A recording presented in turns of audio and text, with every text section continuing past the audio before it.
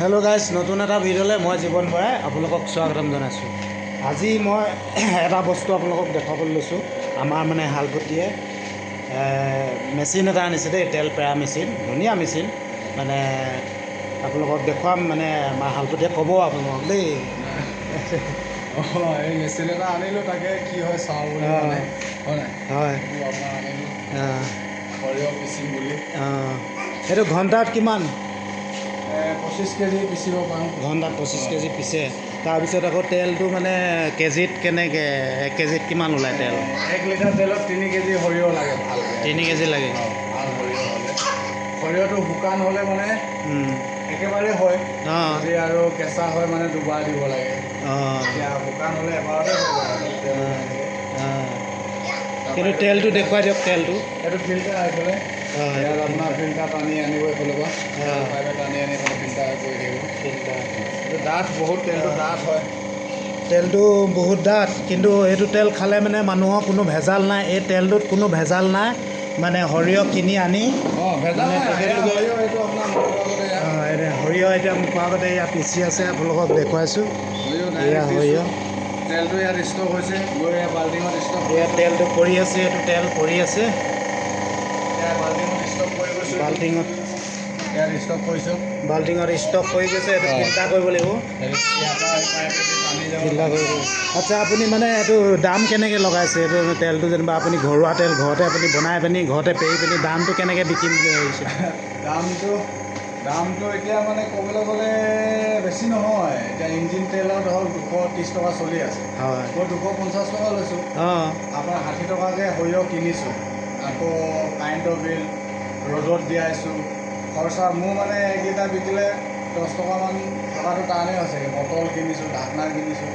যদি কোনোবাই লয় মানে বটল লৈ আনে, তেতিয়া বোলে মোক 5 লিটাৰ লাগে, 10 টকা 50 টকা কমিব বটলটো, তেনেকুৱা।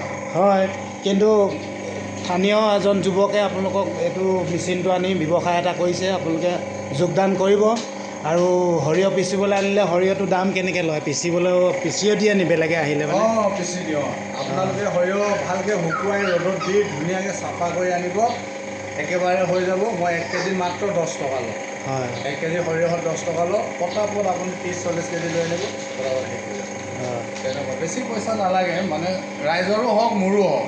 এতিয়া মই পিয়ৰ তেল খাম, লগতে কোনোবাই খাই যদিও মানে পাব, সেনেকুৱা বুলিহে এইটো আনিছোঁ ধৰক।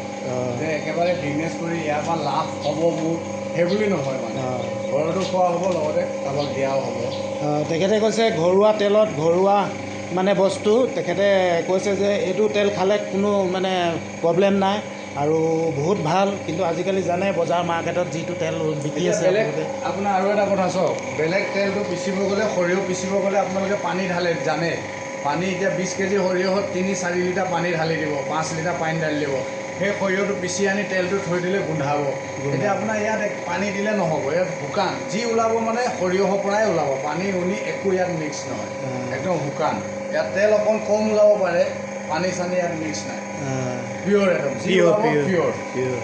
ঠিক আছে, আকৌ দেখুৱাইছোঁ তোমাক। মানে পিচি দিয়া যিটো খলি হয়, সেইটো খলি হৈ চাওক। এইটো খলি হৈ পূৰা একদম পূৰা শুকান হৈ গ'ল।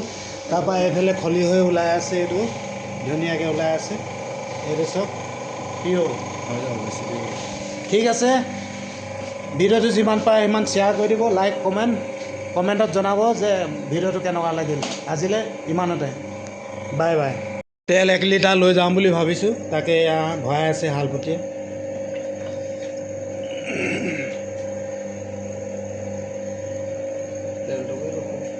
তেলটো ধুনীয়া তেল ওলাইছে। ইয়াতকৈ কি ভাল তেল, ইয়াতকৈ কি ভাল তেল যি ওলাইছে ডাইৰেক্ট ওলাইছে।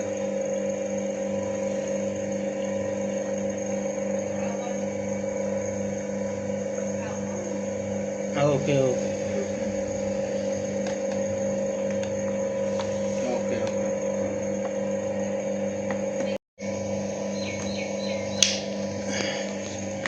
এইটো হৈ গ'ল।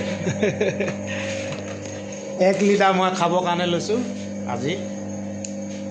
বেলেগ তেল নাখাওঁ, দৰকাৰ নাই। Bye bye. লাগিলে আপোনালোকে আহি যাব কাছমাৰী চাৰিআলি, কাকতি দোকান, মানে এইখিনিতে, মানে জিঅ' টাৱাৰ তলত ঘৰটো। মানে বাপেকৰ নাম কৈ দিলেই হ'ল আৰু গম পাই যাব মানে কান্দুৱা একদম ফ্ৰণ্টতে আৰু মানে জিৰ' টাৱাৰ ফ্ৰণ্টত দেই আহিলে ল'বহি বাই বাই